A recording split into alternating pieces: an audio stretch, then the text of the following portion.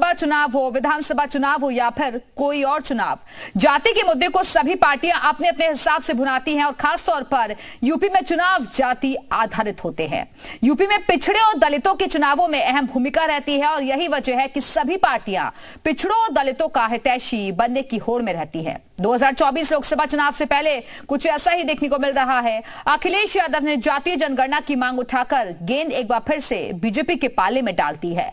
अखिलेश ने कहा है कि बीजेपी को जातीय जनगणना करानी चाहिए और उनकी सरकार आएगी तो वो जातीय जनगणना कराएंगे और इसके बाद सियासत गर्मा गई है।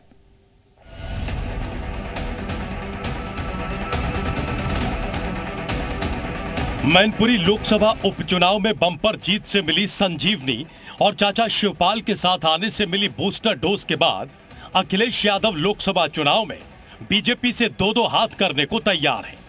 यही वजह है कि वो लगातार बीजेपी के खिलाफ आक्रामक रवैया अपनाए हुए हैं। ये जनाब फूल की खेती करके 1 एकड़ में 1 साल के 30 लाख तक कमा रहे हैं।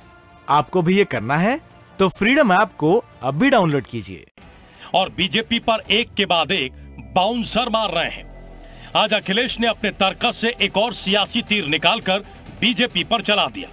अखिलेश यादव ने बीजेपी से जातीय जनगणना कराने की मांग करते हुए कहा, जैसे ही उनकी सरकार बनेगी वो जातीय जनगणना कराएंगे। जातीय जनगणना कोई आज नहीं मांग हो रही है। अंग्रेजों ने किसी जमाने में 1931 में ये समझा था कि जातीय जनगणना हो और संविधान के अधिकार तभी मिल सकते हैं हर जाति विराजी को जब जातियों की गिनती पता हो। समाजवादियों का हमेशा ये मानना रहा और मुझे याद है कि पिछले चुनाव में समाजवादी पार्टी ने और मैंने कई मौक़ों पर ये कहा जब समाजवादी सरकार बनेगी तो 3 महीने में जाति जनगणना कर दी जाएगी।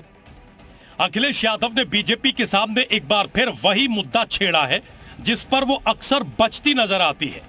अखिलेश की जातीय जनगणना की मांग पर बीजेपी की ओर से इस बार भी कुछ ऐसा ही बयान देखने को मिला।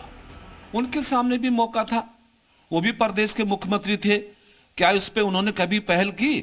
और मैं तो आज ये स्पष्ट करना चाहता हूं कि श्री अखिलेश यादव जी ने तो हमारी कसब निषाद समाज की 17 जातियों को हाई कोर्ट में जाके उलझा दिया था। पूरा प्रदेश इस बात को जानता है। वहीं पिछले विधानसभा चुनाव में सपा के सहयोगी रहे ओपी राजभर ने भी इस मुद्दे पर अखिलेश यादव को आड़े हाथों लिया। जब ये सत्ता में रहते हैं तब इनको पिछड़े दलित अल्पसंख्यक का अपमान याद नहीं आता है, उनके हक अधिकार दिलाने की बात याद नहीं आती है। जातिवार जनगणना कैसे हो ये याद नहीं आता है। एक समान अनिवार्य फ्री शिक्षा कैसे लागू हो, गरीबों का इलाज फ्री कैसे हो, प्रदेश में पूर्ण शराबबंदी कैसे हो, घरेलू बिजली का बिल कैसे माफ हो, इस पे ध्यान नहीं है। लेकिन ज्यों ये सत्ता से बेदखल होते हैं तब अलूल जलूल बयान देते हैं।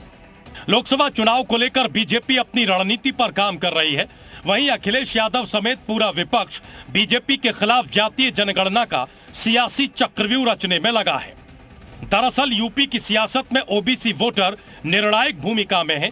मंडल कमीशन के बाद से यूपी की सियासत ओबीसी और दलितों के इर्द गिर्द घूमती रही है। इसके अलावा 25% अनुसूचित जाति और करीब 18% मुस्लिम आबादी के सहारे सूबे की सत्ता तय होती है। यही वजह है कि विपक्षी दलों की नजर ओबीसी और दलित वोट बैंक पर है और वो समय समय पर जातीय जनगणना की मांग करते रहे हैं। ब्यूरो रिपोर्ट, जी मीडिया। तो रिपोर्ट आपने देखी है। भाई ग्राफिक्स के जरिए आपको जानकारी देते हैं कि आखिरकार क्यों चाहते हैं जातीय जनगणना।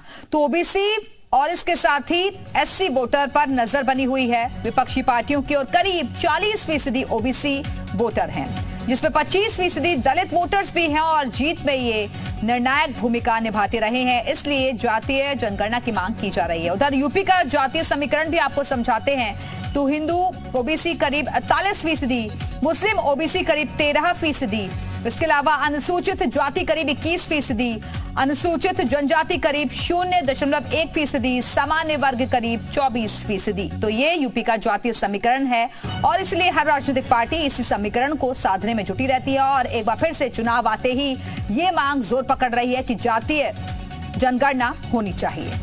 ये जनाब फूल की खेती करके 1 एकड़ में 1 साल के 30 लाख तक कमा रहे हैं। आपको भी ये करना है तो फ्रीडम ऐप को अभी डाउनलोड कीजिए।